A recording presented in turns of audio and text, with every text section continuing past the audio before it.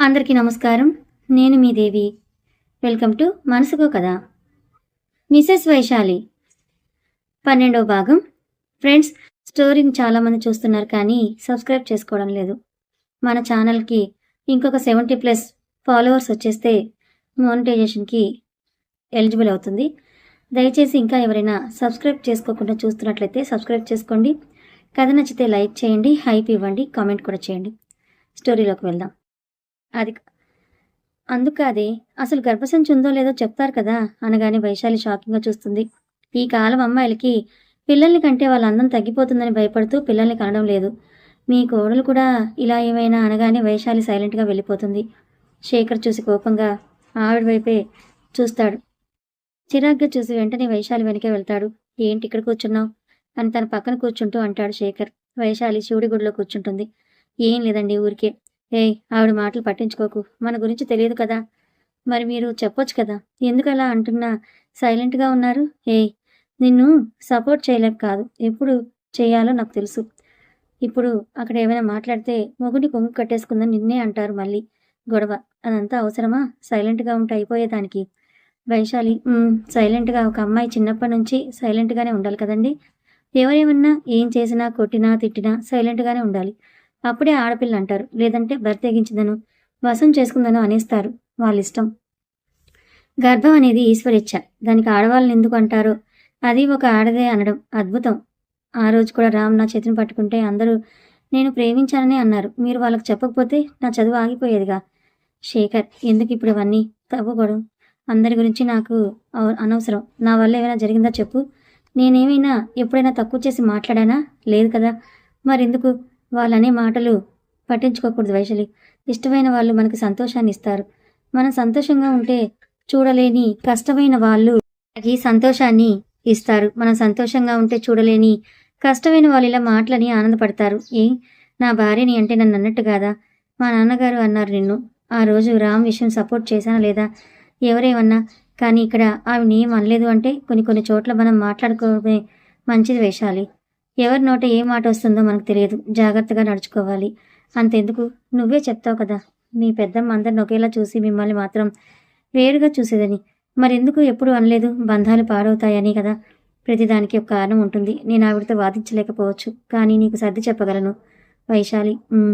అబ్బా, ఇక్కడే ఉంటే నువ్వు మూడీగా ఉంటావు కానీ పద, అలా తిరిగేసి వద్దాం అంటాడు శేఖర్. ఇప్పుడా? సాయంత్రం పెళ్ళుంది కదండి, పర్లేదు పద అని వైశాలిని తీసుకుని బయటికి వెళ్తాడు. అలా తిరుగుతూ, అవును, మార్నింగ్ నీకేదో చెప్పినట్టు గుర్తే. అవునా, ఏం చెప్పారు? అబ్బో, యాక్టింగ్ మామూలుగా లేదు. వైశాలి నవ్వుతూ, మీతో కొత్తగా లైఫ్ ఏంటండి, మీరే నా లైఫ్ అయితే. అమ్మో, సినిమా డైలాగ్స్ కనిపించవు కానీ చాలానే ఉంది. నేనేం చేశానండి బాబు? ఏం లేదు. ఏమండి, ఇదే ప్లేస్? ఆగు చెప్తా అని ఆటో ఆపి దిగుతారు. ఎదురుగా ఉన్న బోర్డు చూసి వైశాలి ఆశ్చర్యంగా చూస్తుంది. ఏంటి అలా చూస్తున్నావు? ఇంట్లో అడిగారా? మావయ్య గారు వాళ్ళందరికి ఇష్టమేనా? నేను చెప్పానా? వాదించాల్సి వస్తే నీ తరపున ముందు నిలబడతా. ఇది నీ డ్రీమ్. ఎలాగైనా నాన్నని ఒప్పించగలను. ఎలాంటి ఆలోచనలు చేయకుండా పద ముందు అని లోపలికి వెళ్తారు. ఎక్స్క్యూజ్ మీ, చెప్పండి. నేను తనని జాయిన్ చేద్దాం అనుకుంటున్నాను మీ ఇన్స్టిట్యూట్లో. ప్రాసెస్ చెప్తారా? ప్రాసెస్ కన్నా ముందు మేడంని కలవండి. ఆవిడ ఓకే అంటే జాయిన్ చేసుకుంటాం. మేముండేది విజయవాడలో అంటాడు శేఖర్. మరేం పర్లేదు సార్, మా ఇన్స్టిట్యూట్ ఆన్లైన్ క్లాసెస్ కూడా చెప్తుంది. మీకు స్పెషల్ మెంటర్ కూడా ఉంటారు అనగానే సరే అని శేఖర్ వైశాలి కలిసి ఆవిడని కలవడానికి వెళ్తారు. చెప్పండి, నా వైఫ్ని మీ కోచింగ్ ఇన్స్టిట్యూట్లో జాయిన్ చేద్దాం అనుకుంటున్నాం. ఏం చదువుకున్నారు మీరు? డిగ్రీ చదువుతున్నాను, ఫస్ట్ ఇయర్. ఓహో, అసలు మీరు సివిల్స్ ఎందుకు రాద్దాం అనుకుంటున్నారు? నాకు సోషల్ సర్వీస్ చేయడం అంటే ఇంట్రెస్ట్. మీరేమవుతారు? హస్బెండ్ని. మా ప్రాసెస్ ఏంటంటే, ఇప్పుడు మీరు డిగ్రీ ఫస్ట్ ఇయర్ కాబట్టి ఇప్పటి నుంచే స్టార్ట్ చేస్తే డిగ్రీ అవగానే అటెంప్ట్ చేయొచ్చు. And one more thing, interest దీని మీద పెడితే ఈజీగా క్లియర్ చేయొచ్చు. మీరు ఫీజు వచ్చేసరికి మీరుండేది విజయవాడలో చెప్పారు. సో ప్రతి వారం 3 రోజులు ఆన్లైన్, తర్వాత ఆఫ్లైన్లో మీరు చదవాల్సిందంతా ఇస్తాం. అయినా విజయవాడలో కూడా ఇన్స్టిట్యూట్లు ఉన్నాయి కదా. తనకి మీరు ఆదర్శం. మీ మాటలు విని ఐఏఎస్ అవుదామని డిసైడ్ అయిందంట అంటాడు శేఖర్. కూల్. మేడం, మీ ఫీ ఎంత? అది 3 ఇయర్స్ కాబట్టి 2 lakhs అవుతుంది. అదే 1 year అయితే 25,000 దాకా ఉంటుంది. మాకు 1 year చాలు మేడం. ఓకే, బయట అప్లికేషన్ ఫిలప్ చేసి ఎంట్రీ ఫీ కట్టండి. ఓకే అని బయటకు వెళ్ళి ఎంట్రీ ఫీ కింద 15,000 కట్టి బయటకొస్తారు. ఏవండి, ఒకసారి వదిన వాళ్ళ ఇంటికి వెళ్దామా? నా డ్రెస్ చేంజ్ చేసుకుంటా. సరే పద. కీ ఎవరి దగ్గర ఉంది? మర్చిపోయా. సరే, అక్క దగ్గర తీసుకుని వెళ్దాం. కానీ ఎందుకో ఏదో టెన్షన్ ఫీల్ అవుతున్నావు? అంటే భయపడుతున్నావా? హ్యాపీగా ఫీల్ అవటం లేదా? అయ్యో అదేం లేదండి. ముందు వెళ్దాం పదండి. మీకు ఒక విషయం చెప్పాలి. అని బస్సు ఎక్కుతారు. మార్నింగ్ నేను చెప్పిన కొత్త జీవితం ఇదే. నువ్వు అనుకున్నది కాదు. నా డ్రీమ్ అచీవ్ చేసుకొని నీ డ్రీమ్ కట్టుపడే రకం కాదు. నేనేం అనలేదు కదండి. దాని గురించి మరి ఎందుకు మాట్లాడుతున్నారు ఆ టాపిక్ని? అనకపోయినా అనుకుంటున్నావేమో అని. అలా అనగానే వైశాలి ఒక చూపు చూస్తుంది. ఏంటి, నన్ను భయపెట్టేద్దామని? నేను మిమ్మల్ని చూసి నేను భయపడకుండా ఉంటే చాలు. ఈ 4 సంవత్సరాలలో మాటలు బాగానే నేర్చుకున్నావు. మీరే నేర్పించారుగా. ఇదిగో నువ్వు నా మీద కౌంటర్ వేసావంటే నీతో మాట్లాడని చెప్తున్నా అని కొంచెం అలిగినట్టు ఫేస్ పెట్టగాని వైశాలి నవ్వుతుంది. భారతి దగ్గర కీ తీసుకొని ఇంటికి వెళ్తారు. డోర్ ఓపెన్ చేసి లోపలికి వెళ్ళగానే వైశాలి శేఖర్ని గట్టిగా హక్ చేసుకుంటుంది. నడుము చుట్టూ చేతులు వేసి, దీనికోసమా వదిన ఇంటికి అన్నది అనగానే ఆహా అని తలుపుతుంది నిలువుగా. సర్లే. ఎదురుగా బ్లాక్లో ఉన్న ఆవిడ అలాగే చూస్తోంది నా వైపు అనగానే వదిలి చూస్తుంది. ఆవిడ వైశాలి చూడగానే తల తిప్పేస్తుంది. వైశాలి శేఖర్ వైపు చూసి డోర్ క్లోజ్ చేస్తుంది. ఏయ్, ఏం చేస్తున్నావు నువ్వు అనగానే వైశాలి నవ్వుతూ కాళ్ళు ఎత్తి బుగ్గ మీద ముద్దు పెడుతుంది గట్టిగా. వైశాలి మెడ చుట్టూ చేతులు వేసి సారీ అండి, నిజంగా సారీ అండ్ థ్యాంక్స్. దేనికి సారీ? ఏమో ఇందాక ఆవిడ ఎందుకు అనలేదని అడగనందుకు, ఇంకోసారి ఏమో మీ కొలీగ్ విషయంలో తెలుసుకోకుండా మాట్లాడినందుకు, ఇంకా థ్యాంక్స్ ఏమో నేనేం చేసినా ఓపికగా భరిస్తున్నందుకు. అండ్ ఈ ముద్దు మీరు ఇందాక బస్సులో కోపంగా పెట్టారు కదా, ఫేస్ చిన్నపిల్లోళ్ళ అనిపించారు.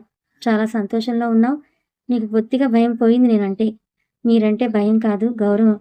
శేఖర్ నుదుటిపై ముద్దు పెడుతూ ఎప్పుడు ఎవరు ఏమన్నా పట్టించుకోకు, నేను తప్ప, సరేనా అని తన హెయిర్ని సెట్ చేస్తాడు.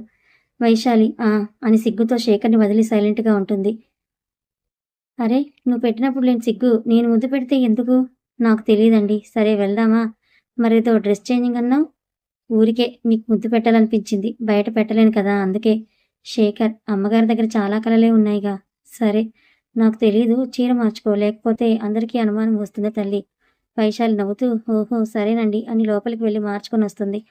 శేఖర్ కూడా డ్రెస్ చేంజ్ చేసుకొని ఇద్దరు కలిసి బయలుదేరతారు. శ్రావణి, డ్రెస్ మార్చుకొని ముహూర్తం టైం అవుతోంది కదా అని అంటుంది. సరే ఇటివ్వు మరి. సాహిన్ రెడీ చేసావా? అమ్మగారు రెడీ అంటే తెమిలే పనినా రెడీ చేయాలి. తొందరగా రెడీ చేసి నువ్వు కూడా రెడీ అవ్వు. శ్రావణి, ఇందాక ఆవిడ అన్న మాటలకి వైశాలి బాధపడిందంటావా అంటాడు గోవింద్. మీకేమనిపిస్తోంది అని సాహితికి డ్రెస్ వేస్తూ అడుగుతుంది శ్రావణి. జనరల్గా ఒక అమ్మాయికి అలా అంటే బాధే కదా. అంతేకాదు తన తప్పు కూడా ఉంది కదా. అవును. సాహితి ఏడుస్తుంటే నీకు పాపకి బట్టలు వేయడం కూడా రావట్లేదా? వైశాలిని చూసి నేర్చుకో. శ్రావణి కోపంగా చూసి, నా కూతురికి ఎలా వేయాలో నాకు తెలుసు, ఒకరిని చూసి నేర్చుకోవాల్సిన అవసరం లేదు. గోవింద్, ఇప్పుడు ఎందుకు అలా ఉన్నావు? నేనేం ఎలా లేను, నన్ను ఎవరితో పోల్చుకోనని చెప్తున్నా. నిన్నెవరితో పోల్చాను? జస్ట్ వైశాలి దగ్గర నేర్చుకో అన్నాను. అదే నాకు నచ్చింది. ఏంటి? ఏం లేదు, అత్తయ్య గారు పిలుస్తున్నారు, వెళ్ళండి అనగానే చూపు చూసి వెళ్తాడు. శ్రావణి కోపంగా సాహితిని రెడీ చేసి పంపిస్తుంది. ఏరా, మీ ఆవిడ ఎక్కడా అడుగుతారు మహాలక్ష్మి. రెడీ అవుతుందమ్మా. సరే, వైశాలి ఏది అని వైశాలి పిలిచి, అమ్మా అది పుట్టింటి తరపున మా అక్కకు పెట్టాలి. నేను పెట్టకూడదు, మాకు మైలొచ్చింది కదా, సంవత్సరం వరకు నువ్వు వాడు కలిసి పెట్టేసేయండి. సరే అత్తయ్య గారు, మరి అక్క ఉందిగా, తను రెడీ అవుతోందిలే వైశాలి, టైం పడుతుంది, మీరు పెట్టేయండి. ఆవిడ ఈ చీరే కట్టుకోవాలి. సరే ఏవండి అని పిలవగానే శేఖర్ వస్తాడు. ఇద్దరూ కలిసి వెళ్ళి బట్టలు పెడుతుండగా శ్రావణి వస్తుంది. ఏవండి, ఇది పెట్టాల్సింది మనం కదా, మీ తమ్ముడు వాళ్ళు పెడతారేంటి అడుగుతుంది శ్రావణి. నువ్వు రెడీ అవ్వడం లేట్ అయిందిగా అందుకే. అయితే ఇప్పుడు ఏమైంది, ఎవరు పెడితే? అవునులేండి అని పక్కకు వెళ్ళి కూర్చుంటుంది. భారతి కూడా కూర్చొని ఇద్దరు మాట్లాడుకుంటూ ఉంటారు. శేఖర్, ఓయ్ ఏంటండి, వదినెందుకు అలా ఉంది అడుగు వెళ్ళి. తెలీదండి, ఇందాకడిగితే కోపంగా సమాధానం చెప్పింది. నువ్వేమైనా అన్నావా? లేదండి, సాహితికి పెడుతుంటే నా కూతురికి నేను పెట్టుకుంటానని ఆపేస్తోంది. సరే, ఏదో చిరాకులో ఉందేమో వదిన, నువ్వేం పట్టించుకోకు పద అంటాడు శేఖర్. చచ్చా, అక్క నా విషయంలో ఏమన్నా కూడా పట్టించుకోను, ఎందుకంటే మా అమ్మని వదిలొచ్చినప్పుడు నాకు అమ్మలా మారింది తనే కదా అని శ్రావణి దగ్గరికి వెళ్తారు. వదిన, ఏమైంది అలా ఉన్నావు? ఎలా ఉన్నాను ఏమో, డల్గా. అవును, కానీ నాకు ఇప్పుడు మాట్లాడాలని లేదు. సరే వదిన, బట్టలు పెట్టడానికి అమ్మ మిమ్మల్ని పిలుస్తోంది. అన్నయ్య, మేమెందుకు, మీరున్నారుగా, పెట్టేయండి. ఎలాగో నా బదులు వైశాలి పెట్టిందిగా ఇందాక. ఏయ్, ఎందుకు మనుషులను దెప్పొడుస్తావు? చెప్పాగా నువ్వు లేట్ అవ్వడం వల్లే వైశాలి పెట్టింది అని అంటాడు గోవింద్. శ్రావణి, అదేనండి. గోవింద్, గొడవ చేయకుండా పదా నువ్వు అని అంటాడు. వైశాలి సాహితీని ఆడిస్తూ ఉంటుంది. శ్రావణి, గోవింద్ కలిసి బట్టలు పెట్టేసొస్తారు. వైశాలి ఆడుకుందామా మనం? ఆ! బాబాయిని పట్టుకో అనగానే సాహితి పరిగెడుతూ వెళ్తుంది. శేఖర్ అటు ఇటు జరుగుతూ ఆడిపిస్తూ ఉంటారు. శ్రావణి వచ్చి సాహితిని ఎత్తుకుంటుంది. ఆడుకుంటుంది కదా దించు అంటాడు గోవింద్. ఇప్పుడే తిన్నది, పరిగెడితే మళ్ళీ వాంతి చేసుకుంటుంది. అందుకే అని సాహితిని తీసుకొని సైలెంట్గా వెళ్ళిపోతుంది శ్రావణి. ముగ్గురు ఒకరి ముఖాలొకరు చూసుకుంటూ ఉంటారు. భారతి వచ్చి ఏమైందిరా అలా ఉన్నారు? గోవింద్ ఏం లేదని శ్రావణి దగ్గరికి వెళ్తాడు. ఏయ్ అని చేతిని పట్టుకొని ఎవరు లేని చోటుకు తీసుకువెళ్తాడు. అసలు ఏంటి నీ బాధ? నా బాధ ఏంటి? ఏం లేదు. మరి పొద్దున్నుంచి చూస్తూనే ఉన్నాను. వైశాలితో శేఖర్తో కోపంగా ఉంటున్నావు. దూరం పెడుతున్నావు పాపని వాళ్ళకి. నా కూతురు నా దగ్గర ఉండాలి అంతే. పిచ్చేమైనా పట్టిందా శ్రావణి? ఎందుకు ఇంట్లో గొడవలు పడాలని చూస్తున్నావా? శ్రావణి నేను చూస్తున్నానా అని ఏడుస్తుంది. గోవింద్ చూసి సాహిత్యం దించి బాబాయ్ వాళ్ళ దగ్గరికి వెళ్ళు అనగానే తలూపి చిన్న చిన్న అడుగులు వేసుకుంటూ వెళ్ళిపోతుంది. ఇప్పుడు ఎందుకు ఏడుస్తున్నావమ్మా? ఏమైంది? నిన్నెవరైనా ఏమైనా అన్నారా? నన్నెవరూ ఏమనరు, వదిలేయండి. గోవింద్ ఉఫ్ చెప్తేనే కదా శ్రావణి తెలిసేది. అవును చెప్తే తెలుసుకున్నాను కదా అన్నీ. ఒసేయ్ నిన్ను చంపేస్తా. ముందు ఏడవకుండా విషయం చెప్పు. నేను చెప్పను. ఇప్పుడు చెప్పకపోతే తర్వాత జరిగే పరిణామాలు నాకు సంబంధం లేదు. ఏం చేస్తారు? పుట్టింటికి పంపిస్తారా? చచ్చా అలా ఎందుకు చేస్తాను? అసలు నువ్వెందుకు అలా ఆలోచిస్తున్నావు? అదే కదా అని అక్కడ ఉన్న గట్టు మీద కూర్చుంటుంది. గోవింద్ కూడా కూర్చుంటూ ఏమైంది నాతో చెప్పకూడదా? అక్కడ చెప్పడానికి ఏం లేదు. మీ పెద్ద పెద్దమ్మ ఉంది కదా, ఆవిడ వచ్చి నాతో మాట్లాడుతూ వైశాలి గురించి చెప్తోంది. ఏమని చెప్పింది? ఏంటి అమ్మాయి నువ్వు ఎంబీఏ చేస్తా అంటే చేయనివ్వలేదు, కానీ శేఖర్ వాళ్ళ ఆవిడ మాత్రం డిగ్రీ చదివిస్తున్నారంటగా. పొద్దున్న కూడా నువ్వు పెట్టాల్సిన బట్టలు ఆ అమ్మాయి పెట్టిందిగా. నువ్వు ఇలాగే చేస్తే నీ కూతురుకు చేజారిపోతుంది. నీ కూతురు కాస్త ఆ అమ్మాయి కూతురు అవుతుంది. జాగ్రత్త. ఏదో అమ్మ నీ మంచితనం చూసి ఏదో 4 జాగ్రత్తలు చెప్తున్నా అంట. దానికి ఇలా ఉన్నావా నువ్వు? నేను అందుకు అలా లేనండి. మళ్ళీ ఆవిడ ముందు అలా ఉంటే మనం అందరం ఏదో ఒకలా విడగొట్టాలని చూస్తారు. అందుకే అలా ఉన్నాను. నా బంగారం రా. అయినా అవసరం లేదు నాన్న. శేఖర్ వాళ్ళు ఫీల్ అయ్యేలా ప్రవర్తించడంలో అర్థం లేదు. వాళ్ళు ఎప్పుడూ విడిపోరు మనతో వచ్చే అపార్థాలతో. శ్రావణి తెలుసు. శేఖర్ ఎప్పుడు నన్ను తక్కువగా చూసిందే లేదు. ఇంకా వైశాలి కూడా. అలాంటిది ఎవరో ఏదో చెప్తే నేనెందుకు నమ్ముతా? అలా అనగానే గోవింద్ నవ్వుతూ చూస్తాడు. మరెందుకు ఏడ్చావు? అదా ఊరికే మీరేం చేస్తారో చూద్దామని అనగానే నిన్ను అని చేతులెత్తాడు. శ్రావణి కళ్ళు మూయగానే దగ్గరికి తీసుకొని తల మీద ముద్దు పెడతాడు. పెళ్ళైపోగానే ఇంటికి వెళ్తారు అందరూ. బాగా అలసిపోయి ఉండడంతో నిద్రపోతారు. సాయంత్రం శేఖర్ వాళ్ళు బయలుదేరుతారు. ఇంటికి రాగానే ఎవరి పనుల్లో వాళ్ళు బిజీ అయిపోతారు.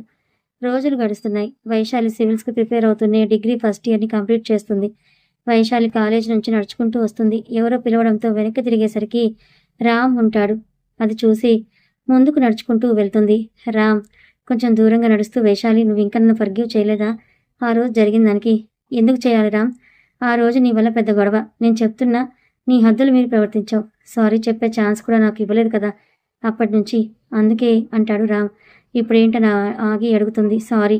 సరే ఐ యాక్సెప్టెడ్. ఓకే ఇంకా వెళ్ళు. నాకు ఒక విషయం చెప్పు. ఒకవేళ ఫర్ సపోజ్ నీకు మీ హస్బెండ్తో పెళ్ళవలేదనుకో, నన్ను నా లవ్ని యాక్సెప్ట్ చేసేదానివి కదూ? వైశాలి ఆగి కోపంగా చూస్తూ నువ్వు పెళ్లి ఫిక్స్ అవ్వకముందే ప్రపోజ్ చేసావు, అప్పుడే రిజెక్ట్ చేశా అంటే అర్థం కాలేదా? నేనెందుకు నచ్చలేదో చెప్పు. చూడు రామ్, నీతో మాట్లాడడం ఎవరైనా చూస్తే మళ్ళీ నాకు ప్రాబ్లం. ఎందుకు నచ్చలేదు అనడానికి నాకు కారణాలున్నాయి. అవి నీకు చెప్పాల్సిన అవసరం లేదని నడుచుకుంటూ వెళ్ళిపోతుంది. సారీ వైశాలి అనుకుని వెనక్కి తిరిగి వెళ్ళిపోతాడు. వైశాలికి ఇంటికి వచ్చి క్లాస్ స్టార్ట్ అవడంతో పనులు చేసి చదువుకుంటూ కూర్చుంటుంది. 1 అవర్ తర్వాత క్లాస్ అయిపోవడంతో పేపర్ చదువుతూ ఉంటుంది. ఇంతలో శేఖర్ రావడంతో చూసి గీజర్ ఆన్ చేస్తుంది. మంచినీళ్ళు ఇవ్వగానే తీసుకొని థ్యాంక్ యూ మేడం అనగానే శేఖర్ని చూస్తూ చెప్పాలా వద్దా అని ఆలోచిస్తూ ఉంటుంది. ఏంటి ఏమైనా చెప్పాలా? అది ఏంటంటే ఏమైంది అంత భయపడుతున్నావు చెప్పడానికి? రామ్ ఉన్నాడు కదండి, వాడు కలిశాడు ఇవాళ. ఓహో సరే కానీ టవల్ ఇవ్వు అనగానే ఫ్రెష్ అయి వచ్చి సంధ్యావందనం చేసుకుంటాడు. మహాలక్ష్మి గారు పిలవడంతో అందరూ వచ్చి భోజనాలు చేస్తుంటారు. సీతారాం శేఖర్ అదేదో హౌసింగ్ లోన్ ట్రై చేస్తా అన్నావు, ఏమన్నారు? ప్రాసెస్ అవుతోంది నాన్న. సరే. అరే ముందు కొత్త బైక్ ఏమైనా తీసుకోవచ్చుగా అంటాడు గోవింద్. అబ్బా అన్నయ్య ఎందుకు, అది కండిషన్లోనే ఉందిగా, తర్వాత చూద్దాంలే. శేఖర్ డాబా మీదకి వెళ్ళగానే వైశాలి కంచాలన్నీ తీసేసి వెళ్ళి చదువుకుంటూ ఉంటుంది. కొంతసేపటికి శేఖర్ వచ్చేసరికి వెనుక నుంచి వైశాలి చదువుకుంటున్నట్టుగా ఉంటుంది. డోర్ క్లోజ్ చేసి వైశాలి దగ్గరికి వచ్చేసరికి చేతులు 2 బుగ్గల మీద పెట్టుకొని నిద్రపోతూ ఉంటుంది. శేఖర్ చూసి నవ్వుకుంటూ పక్కనే ఉన్న చిన్న గ్లాసులో వాటర్ ఉండడం చూసి వైశాలి ముఖం మీద కొడతాడు. వైశాలి ఒక్కసారిగా కళ్ళు తెరుస్తుంది. కుర్చీలో పడుకుని చాలే వచ్చి బెడ్ మీద పడుకో అనగాని వైశాలి కోపంగా చూస్తూ బెడ్ మీద పడుకుంటుంది. శేఖర్ కూర్చొని జబర్దస్త్ చూస్తూ ఉంటాడు. వైశాలి చూస్తూ ఉండడం చూసి ఏంటని కళ్ళెగరేస్తాడు. ఇవాళ కాలేజీలో ఏం జరిగిందో తెలుసా అండి? స్టార్ట్ చేసింది మ్యూజిక్ అనగానే వైశాలి మూతి ముడిచి పక్కకు తిరిగి పడుకుంటుంది. ఏం జరిగిందో చెప్పు. ఏం జరగలేదు, మ్యూజికే కదా. ఈ మధ్య నీకు బాగా అలగడాలు ఎక్కువయ్యాయి, బ్రతిమలాడుతూ అనుకుంటావేమో అస్సలు అని పడుకుంటాడు. చెప్తా మీ సంగతి అని అలాగే ఉంటుంది. సరేలే సారీ చెప్పు వింటా అనగానే శేఖర్ వైపు తిరిగి నవ్వుతూ కాలేజీలో జరిగే విషయాలని చెప్తూ ఉంటే ఓపిక్గా వింటూ ఉంటాడు. అయిపోయాయా? అన్నీ చెప్పేశావా? హ్యాపీనా? వైశాలి నవ్వుతూ చాలా. పడుకో ఇంకా అని తల నిమిరి నుదుటిపై ముద్దు పెడతాడు. వైశాలి ఆనందంగా పడుకుంటుంది. శేఖర్ నవ్వుకుంటూ ఇది ఎదిగింది కానీ దీన్ని బుర్ర ఎదగలేదు ఇంకా అనుకొని అలాగే చూస్తూ నిద్రపోతాడు. రోజులు గడుస్తున్నాయి. సాయంత్రం పూట శేఖర్, వైశాలి నేను 3 రోజుల పాటు చెన్నై వెళ్తున్నా, వర్క్ పని మీద, ఓకేనా? జాగ్రత్తగా ఉండు అని అంటాడు. వైశాలి అవునా అని వైశాలి దగ్గర టవల్ తీసుకుంటూ వైశాలి హెయిర్ చెరిపేసి వెళ్తాడు శేఖర్. అనుకుని అద్దంలో చూసుకొని సరిచేసుకుంటూ ఉంటుంది. కొంతసేపటికి శేఖర్ వచ్చి చూసి నవ్వుతాడు. చెప్తా మీ సంగతి. ఏం చెప్తావు? టైం వచ్చినప్పుడు. కానీ మీరు వెళ్ళి సంధ్యావందనం చేసుకోండి. మేము సంధ్యావందనం చేసుకుంటాం కానీ మీరు వెళ్ళి నా బట్టలు సర్దండి. మీరు ఏం సర్దాలో చెప్తే అవే సర్దదాం. లేకపోతే అది పెట్టావేంటి, ఇది పెట్టావేంటి, ఆ డ్రెస్ లూజు, ఈ షర్ట్ కలర్ డల్ అని వంకలు పెడతారు. నీ పని వచ్చి చెప్తా నాగు అని వెళ్తాడు శేఖర్. వైశాలి చూసి నవ్వుకొని పేపర్ చదువుతూ ఉంటుంది. మహాలక్ష్మి గారు పిలవడంతో శ్రావణికి హెల్ప్ చేస్తూ టిఫిన్ రెడీ చేస్తారు. టిఫిన్ తింటూ నాన్న నేను ఒక 3 days చెన్నై వెళ్తున్నాను ఆఫీస్ పని మీద. అలా అయితే వైశాలిని కూడా తీసుకెళ్ళు. పెళ్ళైన తర్వాత బయటికి వెళ్ళిందే లేదు కదా మీరు అంతగా అనగానే అందరూ శ్రావణి వైపే చూస్తారు. వాడు వెళ్ళేది ఆఫీస్ పని మీద కాదమ్మా. ఇప్పుడు ఎందుకు? కావాలంటే ఒక 1 week మీ నలుగురు కలిసి వెళ్తురు గానిలే, తర్వాత ఇంకెప్పుడైనా అంటారు సీతారాం. అలా అయితే అందరం కలిసే వెళ్దాం. ఏం మామ రెడీనా? అక్కడ సాంబార్ ఉంటుంది స్పెషల్గా, నీకు ఇష్టం కదా. బామ్మ ఈ వయసులో తిరుగుతారా? అదేదో ఇక్కడే పెట్టుకుంటా. సాంబార్ కోసం అంత దూరం రమ్మంటావా ఏంటి? సాంబార్ కోసం కాదే, ఎవరైనా తాతను సెట్ చేసుకుందామని కన్ను కొడుతూ అనగానే బడవా అంటూ కర్రతో ఒకటేస్తుంది. గోవింద్ అరవగానే అందరూ నవ్వుతారు. మహాలక్ష్మి అక్కడ జాగ్రత్తగా ఉండు సరేనా? వేళకి తిను. వాడు ఉండేది 3 రోజులే, 30 రోజులు కాదు అంటారు సీతారాం. అమ్మా నేను తింటాలే సరేనా అనగానే మహాలక్ష్మి గారు నవ్వుతారు. తినేసి ఎవరికి వారు వెళ్ళిపోయిన తర్వాత వైశాలి అంతా శుభ్రం చేసి లోపలికి వస్తుంది. వైశాలి ఇక్కడేదో ఉండాలి మర్చిపోయానంటూ వచ్చి వైశాలి చేతిని వెనక్కి తిప్పుతాడు. ఏంటమ్మా ఇందాకేదో అన్నావు మళ్ళీ అను. వైశాలి ఇంకా గుర్తుందా మీకు? ఏం ఉండదనుకున్నావా? సారీ చెప్పు. అబ్బా చెప్పుకి సారీ ఎందుకండి, నాకు చెప్పండి, నేను యాక్సెప్ట్ చేస్తా అంటుంది. నీకు అది తెలివితేటలు బాగా ఎక్కువయ్యాయి ఈ మధ్య అని ముందుకొచ్చి బుగ్గ కొరుకుతాడు. వెంటనే వైశాలి సైలెంట్ అయిపోతుంది. చెప్తున్నావా లేదా సారీ? వైశాలి సారీ అని నెమ్మదిగా చెప్పగానే వదిలి వైశాలి ఫేస్ని చూస్తాడు. అచ్చా సిగ్గు అనగానే నవ్వుతుంది. అదే సరే మేడం, ఇలా సిగ్గుపడితే నా ప్యాకింగ్ అయినట్టే. లేవండి, ముందు మీరు ఆ బ్యాగ్ తీయండి పైనుంచి, నేను సర్దుతా కానీ అని తీసిస్తాడు. వైశాలి బట్టలన్నీ సర్దుతూ ఉంటుంది. ఈ బెల్ట్ కూడా పెడతారని మనసులో అనుకుంటూ కోపంగా చూస్తుంది శేఖర్ని. ఏంటి దెయ్యం కళ్ళు వేసుకుని అలా చూస్తున్నావు? ఎవరెవరు వస్తారు మీతో పాటు? చెన్నై నేను, మా మేనేజర్ సత్యం, నా కొలీగ్ రమ్య. వైశాలి మనసులో అనుకున్నా. ఏంటి ఆలోచిస్తున్నావు? ఏం లేదండి. ఆ రమ్య అంటే అప్పుడు మీకు మెసేజ్ చేసింది ఆ అమ్మాయినా? శేఖర్ ఫోన్ చూస్తూ అదే అని చూడడం ఆపి వైశాలి వైపు చూసి అమ్మని అంటే మళ్ళీ నీ అనుమానం చూపిస్తున్నావా? అలా కాదండి అని శేఖర్ షర్ట్ బటన్ తిప్పుతూ నీ మనసులో ఏ ఉద్దేశం లేదు కానీ ఆ అమ్మాయి మనసులో ఏముందో తెలియదు కదా. నువ్వు ఇంకా ఆ విషయం మర్చిపోలేదా? మర్చిపోయా. ఏమడిగా? మంచినీళ్ళు అడిగారు కదా, తీసుకొస్తా అని వెళ్తుంటే శేఖర్ చూసి చేతిని పట్టుకొని లాగుతాడు. వచ్చి శేఖర్ కతుక్కోగానే అలాగే చూస్తూ ఉంటాడు. నాటకాలు బాగానే ఆడుతున్నావు కానీ ఏంటి నీకు భయమా? లేదా నా మీద నమ్మకం లేదా?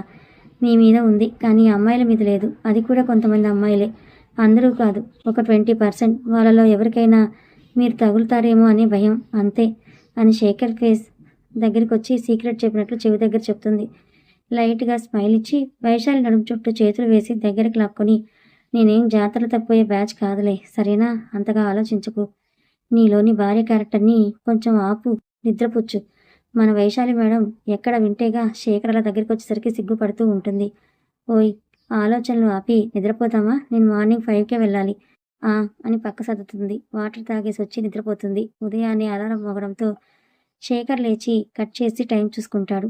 పక్కన వైశాలి మంచి నిద్రలో ఉండడం చూసి నవ్వుకొని వెళ్ళి వేడి నీళ్ళు పెట్టుకొని అటు తిరిగి ఇటు తిరుగుతూ ఉంటాడు. కొంతసేపటికి వేడి నీళ్ళు కాగానే ఫ్రెష్ అవ్వడానికి వెళ్తాడు. ఫ్రెష్ అయి వచ్చి రెడీ అవుతూ వైశాలి నిద్రలేపుతాడు. హలో, లేవాలి వైషు మేడం, లేవాలి, టైం అవుతోంది. శేఖర్ రెడీ అయి ఉండడం చూసి ఒక్కసారిగా లేస్తుంది. ఏంటి, అప్పుడే రెడీ అయిపోయారా? ఏ, తమరు లేచి రెడీ చేసేంత వరకు ఉండమంటారా? అలా చేస్తే ఇంకా వెళ్ళేది పుష్కరానికి అనగానే వైశాలి కోపంగా చూసి, ఈయనకి ఈ మధ్య వేటకారాలు బాగా ఎక్కువయ్యాయి, చెప్తా, టైం వచ్చినప్పుడని చిన్నగా అనుకుంటూ ఉంటే ఏంటి వినిపించడం లేదు అని ఏమన్నావు? హ్యాపీ జర్నీ చెప్తున్నానండి. వేషాలు వేసింది చాలే కానీ కాలేజ్కి జాగ్రత్తగా వెళ్ళి జాగ్రత్తగా రా, అర్థమైందా? ఎందుకు చెప్పాను? అర్థమైందండి అని తలూపుతుంది. ఇది అనుమానం కాదు, జస్ట్ నువ్వు మళ్ళీ ఏ ప్రాబ్లం ఫేస్ చేయకుండా ఉండడం కోసం, ఓకేనా అని అంటాడు.